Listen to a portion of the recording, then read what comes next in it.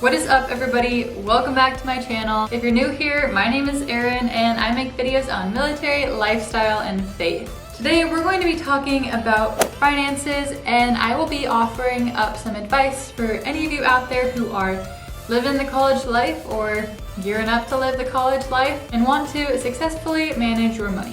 We are going to get into some practical tips, but first, go ahead and give this video a thumbs up and hit that subscribe button. Believe it or not, it really does help my channel's growth and it encourages me to keep making videos. For those of you who don't know, I have a pretty unique financial situation because I go to the United States Coast Guard Academy and do not pay for my education.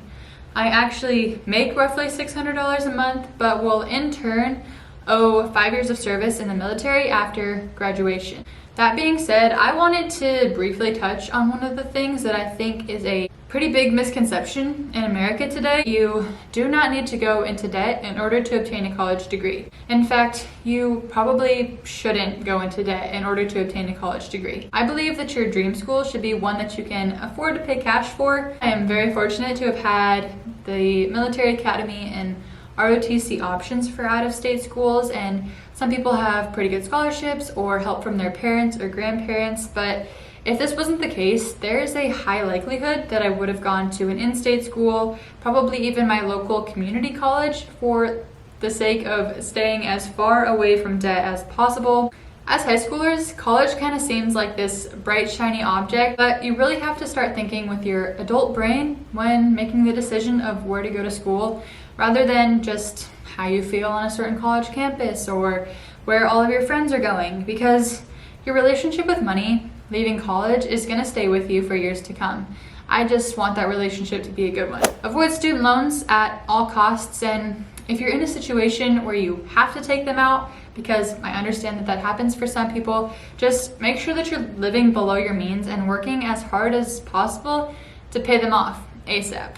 There are many different options for tackling college expenses without going into debt, one of which is simply working hard and seeking out scholarship opportunities like I mentioned, or having a part-time job while you're in high school to both build your resume and bring in some extra cash. That's as far as I'm going to get into that, but check out Anthony O'Neill's book, A Debt-Free Degree, for more on this topic. Alright, so the first practical tip that I have for college students kind of ties into that, and it's to have some source of income while going to school. Whether this be an on-campus job, babysitting, yard work, working in retail, waiting tables, making coffee. There's lots of options, and whatever it may be, you don't have to be working crazy hours, but you'd be wise to have at least some money coming in. I mean, how are you going to learn to save your money if you don't have any in the first place? If you play your cards right, there's going to be a time in your life when you do have cash flow and you can buy whatever the heck you want whenever you want it, but for most, college isn't that time. And you really don't need all that much stuff during the college years, and there's a lot to gain from having a minimalist mentality. When it comes to clothes, for example, pick pieces that can create numerous different outfits. You probably don't need 5,000 different dresses, only a few that you really like. I feel like that's probably why you're gonna start to see me wearing the same thing, but it's worth it. This will save you money because you're not gonna be shopping on the weekends or scouring Shein for unnecessary items, but it will also simplify your life and allow you to focus on schoolwork and other things. Also, having less stuff declutters your dorm room. It makes moving a lot easier. I mean, like, take it from the military gal. Plus, it encourages you to value and take care of the stuff that you do have. If you look up money saving tips for college students on the internet, you're gonna hear a lot about student discounts and all of the best savings apps. And although these things can be good and there's definitely a time and a place for them, be aware of marketing tactics. I'm really guilty of seeing a sale and automatically thinking I need to buy that thing just because it's cheaper than it usually is, even if it's not on my list in the first place and I don't need it and or want it. So don't sign up for too many rewards programs, because unless you're already intending to buy that thing, most of the time seeing all of those promotion emails is just tempting you to give them your business. Things like groceries though and other essential items, please coupon it up.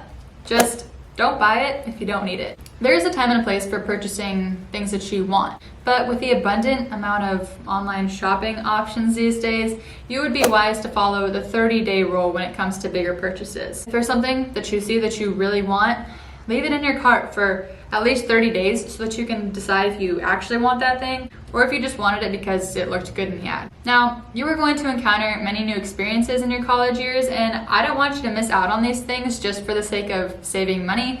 And so here are some things that you can do to save while still living your college years to the fullest. If you're going out on a Saturday or leaving for a weekend trip, plan ahead.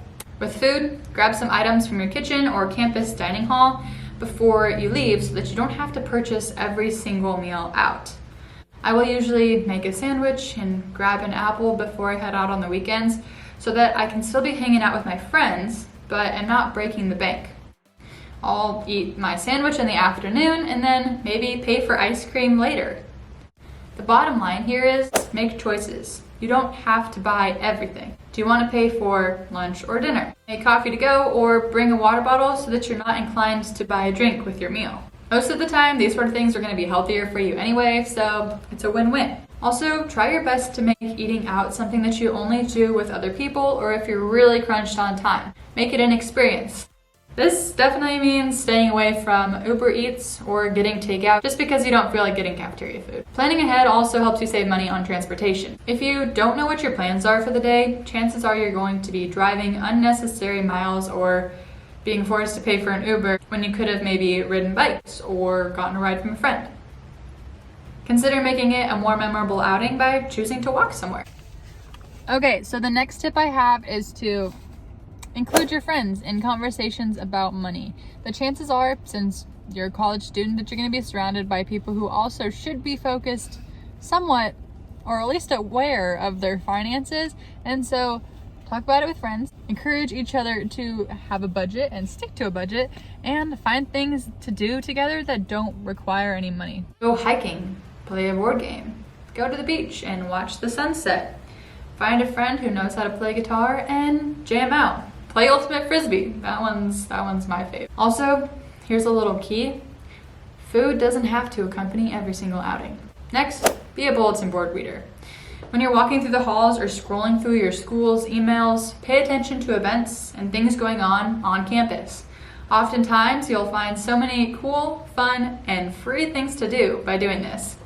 And chances are you're going to meet new friends or learn a new skill just by being aware. To go along with this, get involved in the community. I do this by going to church. I've met so many awesome people who have taken me in for a home-cooked meal, which is a huge deal for a college student, and they've given me a place to stay for the night so I can decompress. The need to get away from school will come, but you don't want to be tempted to spend a fortune on a hotel room or an Airbnb, so getting involved in the community will give you these really helpful resources. And this is just good advice in general because having support from others is how you're going to get through college. Alrighty, for my last tip, simply write down the money that you're spending. Oftentimes, people who have trouble with money just don't realize that the little things are adding up. Keep a note on your phone and write down the amount every time you spend money. Then, at the end of the month, add it all up and make it your goal to spend less the next month. It can start as simply as that. I have so many more tips for budgeting and saving for the future, so let me know in the comments if you'd be interested in seeing another video like this, showing you the tools that I use to keep track of it all and the things I think would benefit you for the future. Money isn't everything by any means, but it's not a bad thing. Only the love of money is. Use it as a tool. Having financial freedom allows you to accomplish your goals and provide for others. Just be careful that you're not looking for it to fulfill you because only God can do that. I hope you enjoyed hearing my finance tips for college students. If there's anything that I missed or any advice that you think would benefit my viewers, put it in the comments down below. And if you want to hear more about where I go to school, check out some of my other videos. Thanks for hanging out today and come back next Monday for another video. Bye!